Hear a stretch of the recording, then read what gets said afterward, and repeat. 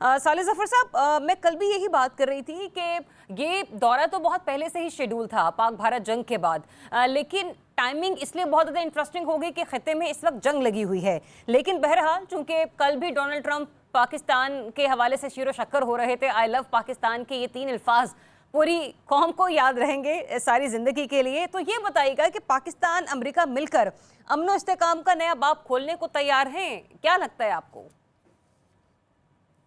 जी, अर्ज ये है जी कि फील्ड मार्शल सैयद आसिम मुनीर का ये जो दौरा है, इसके बारे में सबसे पहले ये बिल्कुल वाज़ेह हो जाना चाहिए कि ये हुकूमत की रजामंदी से हुआ।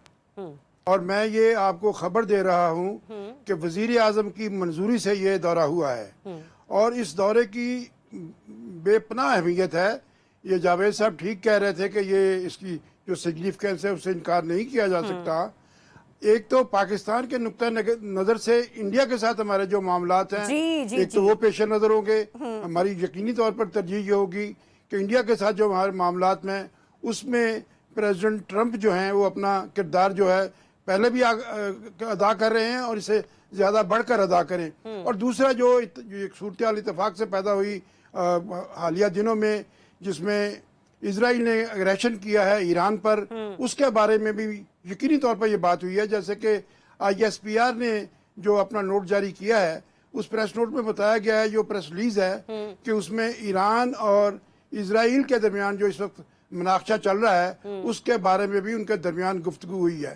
यहाँ पर मैं ये वजाहतन अर्ज करना चाहता हूँ कि जब किसी एलामिये में या किसी एलामिये के बारे में, किसी गुफ्तगू के बारे में ये बात आ जाए कि वो उनके दरमियान उसके बारे में गुफ्तगू हुई है, तो और लेकिन उसकी तफसीलात ना बताई जाएं, तो इसका मतलब ये हुआ कि उनके दरमियान कामल इत्तफाक राय नहीं है। और कामल इत्तफाक राय नहीं भी हो सकता।